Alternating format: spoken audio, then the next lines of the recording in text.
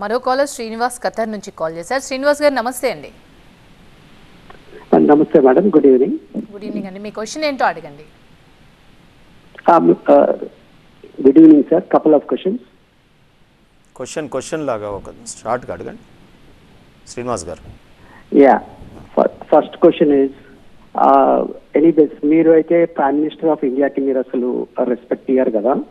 So even in case మీరు ఇప్పుడు పార్లమెంట్కి వెళ్ళినా కూడా what is that you guys are going to achieve? First thing. Okay. Second thing, do you firmly believe that Kavita Garu did not have any hand in that scam? Okay. These are the two questions. Thank you so much. Srinivas గారు, నేను కవిత గారి విషయం చెప్పినాను, మళ్ళీ చెప్పిందే చెప్పుడవుతుంది. రెండోది ఏంటంటే voice of Telangana ఇంతకుముందే నేను చెప్పినాను, మేము గెలిస్తే ఎంపీలుగా మీరు ఏం చేయగలుగుతారు అని అన్నందుకు చెప్తా ఉన్నాను. ఈరోజు తెలంగాణకు అనేక సమస్యలు పార్లమెంటు నుండి రావాల్సినటువంటివి ఉన్నాయి, కేంద్ర ప్రభుత్వం చేయాల్సినవి ఉన్నాయి, పునర్విభజన బిల్లులోని అంశాలు ఉన్నాయి, అది కేంద్రం చేతిలో ఉన్నాయి, రాష్ట్రంగా మేము చేయాల్సినవన్నీ చేసినాం. సో అవి రాబట్టాలన్నా రేపు వాటి గురించి మాట్లాడాలన్నా అన్కాంప్రమైజ్డ్గా మేము అక్కడ పార్లమెంటులో మన తెలంగాణ ప్రయోజనాల గురించి మనం పోరాడాల్సి వచ్చినప్పుడు ఓన్లీ టీఆర్ఎస్ పార్టీ ఎంపీలు మాత్రమే అది చేయగలుగుతారు.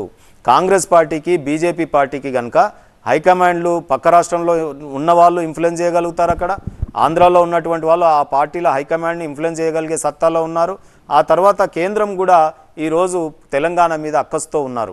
అందులో ముఖ్యంగా బీజేపీ ప్రధానమంత్రి గారికి తెలంగాణ మీద కొంతమేరకు అక్కసు ఉంది.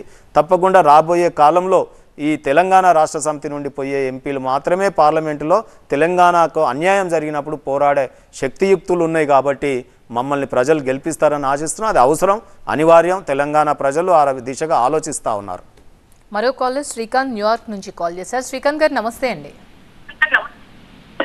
సార్, ముఖ్యంగా ఇప్పుడు ఒక కామన్ మ్యాన్, మామూలు మిడిల్ క్లాస్ పీపుల్ రాజకీయాల్లో ఎలక్షన్స్ లో పోటీ చేసే పరిస్థితి లేదు కదా. కాబట్టి ఈ పార్టీలోకి వచ్చే వాళ్ళు వెళ్ళే వాళ్ళ గురించి అసలు పెద్దగా పట్టించుకోనవసరం లేదు సార్. ఎందుకంటే ముఖ్యంగా వీళ్ళందరూ వ్యాపారస్తులు.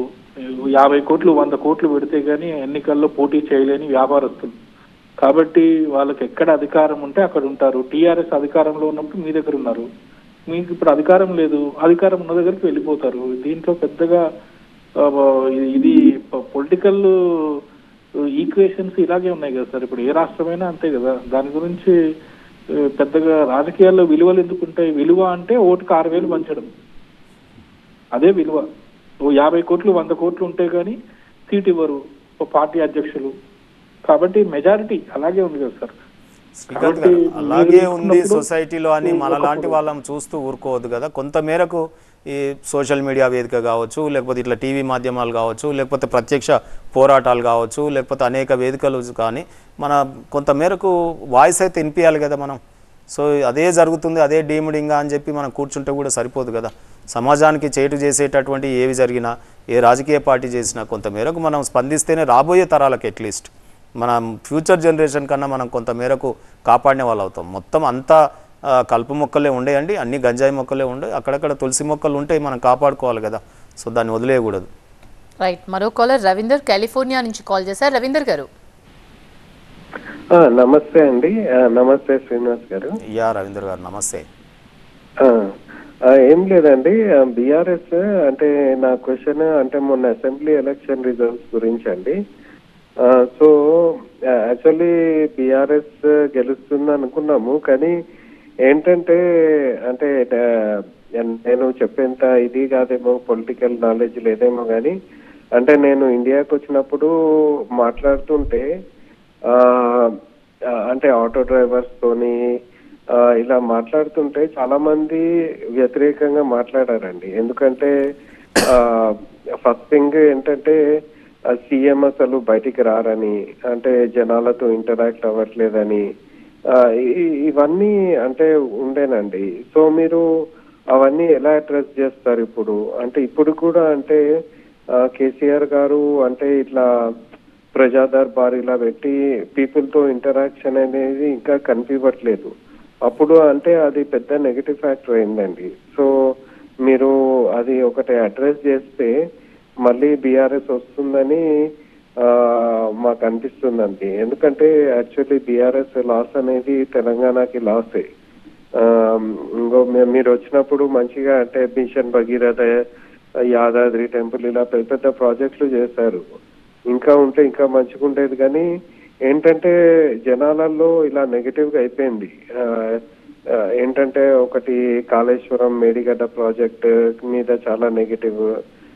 సీఎం కేసీఆర్ గారు అంటే ప్రజలతో అంటే మీట్ అవ్వట్లేదు అని ఒకటి. ఇవన్నీ ఇప్పుడు ఎలా అడ్రస్ చేస్తారు so that you can come back to power? ఎక్కడెక్కడ మార్పు అవసరమో మార్పుతో ప్రజల ముందుకు వెళ్తాం. తప్పకుండా రాబోయే కాలం మనదే రవీందర్ గారు, డోంట్ వరీ. అండ్ రెండో విషయం ఏంటంటే కొంతమేరకు తెలంగాణ రాష్ట్రం కొత్తగా తెచ్చినటువంటి తెలంగాణ రాష్ట్రంలో అనేక ప్రణాళికలు రచించాల్సినటువంటి టైంలో ముఖ్యమంత్రి గారు కొద్దిగా ఫస్ట్ టర్మ్ అంతా చాలా బిజీగా ఉండే. సో ఆ కారణం చేత కొంతమేరకు జరిగింది. రెండో దశలో వచ్చేసరికల్లా సిస్టమ్ రన్ చేయాలి, కాన్స్టిట్యూషన్ పరిపాలించాలి. సో ఆ రకంగా ఒక వ్యవస్థలు పరిపాలించాలని కోరుకున్నాం తప్ప అంటే దాని ఉద్దేశం ఏంటి, హైరార్కీ మనకున్నటువంటి లెజిస్లేచర్ కావచ్చు, ఎగ్జిక్యూషన్ కావచ్చు, న్యాయ వ్యవస్థ కావచ్చు, వేటికవే వాటి పనులు చేయాలి. ఆ రకంగా సిస్టమ్ క్రియేట్ అయితే ఆటోమేటిక్గా పనులయ్యే సిస్టాన్ని క్రియేట్ చేయాలి. ఈ ఫ్యాన్సీగా లీడర్ల యొక్క డ్రామాలో లేకపోతే ఇట్లా దర్బార్లనో ఇంకోటనో పెట్టి ఏదో ప్రజల్ని మభ్యపెట్టి ఒక వార్తా లోకంలో ఉండేటటువంటి కార్యక్రమాలు కొంత ఉద్యమకారుడైనటువంటి కేసీఆర్ గారికి అటువంటి ఫ్యాన్సీ పాలిటిక్స్ చేయడం ఇష్టం ఉండదు.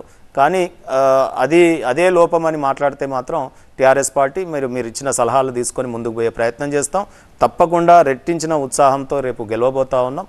మళ్ళీ టీఆర్ఎస్ పార్టీ ప్రజలు కోరుకుంటారు, వారు దీవిస్తారని చెప్పి నేను నమ్ముతున్నాను. రైట్ అండి.